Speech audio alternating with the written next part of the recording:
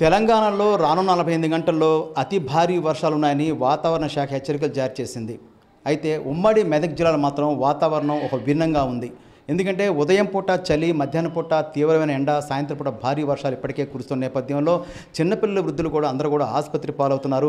ఈ భిన్నమైన వాతావరణంలో ఎలాంటి జాగ్రత్తలు పిల్లలు కానీ వృద్ధులు కానీ ఎలాంటి జాగ్రత్తలు తీసుకోవాలని తెలుసుకునేందుకు మనతో పాటు సంగారెడ్డిలో చిన్నపిల్లల ప్రముఖ వైద్యులు డాక్టర్ చక్రపాణి ఉన్నారు. వారిని అడిగి మరిన్ని విషయాలు తెలుసుకునే ప్రయత్నం చేద్దాం. చెప్పండి సార్, ఇప్పుడు మనం చూస్తున్న 3 కాలాలు ఒకే రోజు కనపడే పరిస్థితి ఉంది. ఉదయం పూట చలి, మధ్యాహ్నం పూట ఎండ, రాత్రి అయ్యేసరికి భారీ వర్షాలు పడుతున్నాయి. ఈ వాతావరణంలో పిల్లలు ఎలా ఉండాలి, వృద్ధులు కానీ ఎవరైనా ఎలాంటి జాగ్రత్తలు తీసుకోవాలి? ముఖ్యంగా మనం ఈ వాతావరణంలో సడన్గా మార్పులు ఎందుకు సంభవిస్తున్నాయి అంటే మనం పర్యావరణాన్ని పాడు చేయడం వల్ల ఈ యొక్క విపరీతమైనటువంటి వాతావరణంలో మార్పులు కనిపిస్తున్నాయి. వీటిల్లో పిల్లల్లో కానీ వృద్ధులు కానీ వీళ్ళు చాలా సెన్సిటివ్గా ఉంటారు కాబట్టి ముఖ్యంగా వాళ్ళు ఇలాంటి ఏవైనా సరే జబ్బుల బారిన పడేటటువంటి అవకాశం ఉంటుంది. ఇందులో ముఖ్యంగా విష జ్వరాలు బాగా వ్యాపిస్తాయి ఈ టైంలో. ఇంకొకటి వర్షం పడడం వల్ల దోమలు వృద్ధి చెందడము, తర్వాత వచ్చేసి ఈ యొక్క ఈగలు వాటి వల్ల కూడా రకరకాల జబ్బులు రావడానికి అవకాశం ఉంటుంది. తర్వాత వాతావరణంలో విపరీతమైన మార్పులు రావడం వల్ల వైరస్ అనేది ఒక ఉధృతంగా అటు ఇటు కావడం మూలంగా మీకు ఈ యొక్క బ్రాంక్యులైటిస్లు కానీ, తర్వాత ఆస్తమా ఉన్న వాళ్లకు ఆస్తమా ఫ్లేరప్ కావడం కానీ ఇలాంటివి జరుగుతుంటాయి.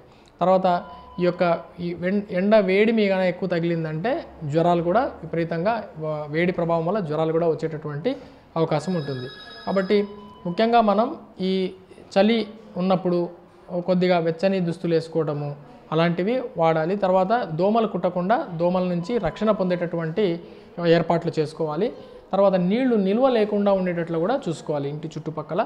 తర్వాత ఈ వానాకాలంలో ఏమవుతుందంటే నీళ్లు కలుషితమయ్యేదానికి అవకాశం ఎక్కువ ఉంటుంది. కాబట్టి నీళ్లు కాంచి చల్లార్చి తాగడం అనేది చేయడం వల్ల మనకు ఇలాంటి పరిస్థితుల్లో ముఖ్యంగా చిన్నపిల్లలు తప్పనిసరిగా స్కూల్కి వెళ్ళాల్సి ఉంటుంది. స్కూల్కి వెళ్ళి తప్పని పరిస్థితి. స్కూల్కి వెళ్ళే పిల్లలు ఎలాంటి జాగ్రత్తలు తీసుకుని, పేరెంట్స్ కావచ్చు, అక్కడ స్కూల్లో టీచర్స్ కావచ్చు, ఎలాంటి జాగ్రత్తలు తీసుకోవాలి స్కూల్ వాతావరణంలో? అంటే చల్లని వాతావరణం ఉంది కాబట్టి ఖచ్చితంగా ఉన్ని దుస్తులు వేసుకొని వెళ్ళాల్సి ఉంటుంది. ప్లస్ వెచ్చగా ఉండేటటువంటి దుస్తులు వేసుకోవాల్సి ఉంటుంది. ప్లస్ పూర్తిగా కవర్ అయ్యేటట్లు బట్టలు వేసుకొని వెళ్ళడం ద్వారా మనకు ఈ యొక్క ఎన్విరాన్మెంటల్ దీని నుంచి వచ్చేటువంటి దుష్ప్రభావాలు చేసుకోవచ్చు. తర్వాత దగ్గు కానీ జలుబు కానీ ఎవరైనా పిల్లలకు ఉంటే వాళ్ళని కొంచెం వాళ్ళ దగ్గర నుంచి కొంచెం దూరంగా కూర్చోవడం అనేది కూడా చేయాలి. కొద్దిగా పెద్ద పిల్లలు అయితే మాస్క్ అనేది ధరించి స్కూల్కి వెళ్ళటం అనేది కూడా ఒక ఉత్తమమైనటువంటి పద్ధతి. మరి బాగా ఎక్కువ దగ్గు జలుబు ఉన్నటువంటి పిల్లలు మాస్క్ వేసుకొని వస్తే పిల్లల్లో లేదంటే స్కూల్కు పోకుండా ఉండడం కూడా ఒక మార్గం. లేదంటే వాళ్ళందరికీ స్ప్రెడ్ చేస్తారు కాబట్టి కొంచెం చిన్న ఈ కంటాజియస్ డిసీజెస్ ఉన్న వాళ్ళు స్కూల్కి పోకుండా ఉండడం అనేది కూడా ఉత్తమమైనటువంటి మార్గం. ఇది పరిస్థితి. మొత్తం మీద చూసుకున్నప్పుడు ఉమ్మడి మెదక్ జిల్లాలో చాలా భిన్నమైన వాతావరణం కనిపిస్తోంది.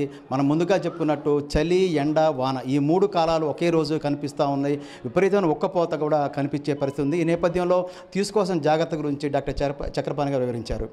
కెమెరా పర్సన్ వినోద్తో పివి రావు, 10 టీవీ, సంగారెడ్డి నుంచి.